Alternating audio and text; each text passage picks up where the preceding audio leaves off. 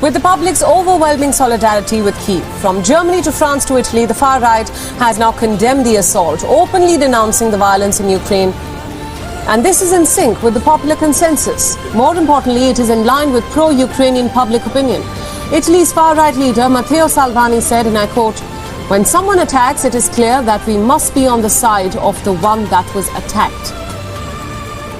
But that's where the similarities end. When it comes to deciding who is responsible, far-right parties appear to be singing from Putin's hymn sheet. They have championed Putin's line of blaming the West. They say that NATO is responsible for triggering the conflict in the first place. The same line that Russia has taken to justify this invasion. The far right has denounced the historical failure of the West. It accuses it of offering Ukraine a perspective of joining NATO, rather than pushing for the country to be a neutral buffer nation. They are all blaming the West for escalating the conflict, and these are the same leaders that have cultivated close links with the Russian president over the years.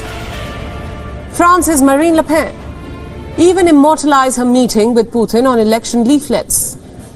They were printed ahead of the war and features Putin shaking hands with Le Pen.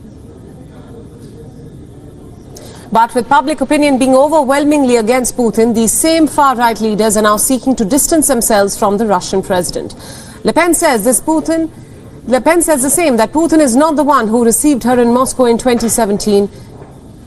The stakes are particularly high for Le Pen and Zemmour, especially in the run-up to France's April election. Opinion polls show they could scoop about a third of the votes. This happened with Hungary's Viktor Orban. The Hungarian Prime Minister is one of the biggest cheerleaders of Putin, but ahead of key elections, the 58-year-old is pivoting from Russia and backing the European Union when it comes to tough sanctions on Moscow. For Orban, his close links with the Russian president have now become a liability, one that he has to shed to improve his re-election chances. The other contradiction is the far-right's response to the refugee crisis. Several deeply anti-migrant parties like Le Pen's National Rally and Spain's Vox now say that they are open to welcoming Ukrainian refugees. The European Union, meanwhile, has adapted a plan to ease the refugee crisis at its orders. Hungary, which has been against refugees since 2015, has opened its borders to Ukrainians.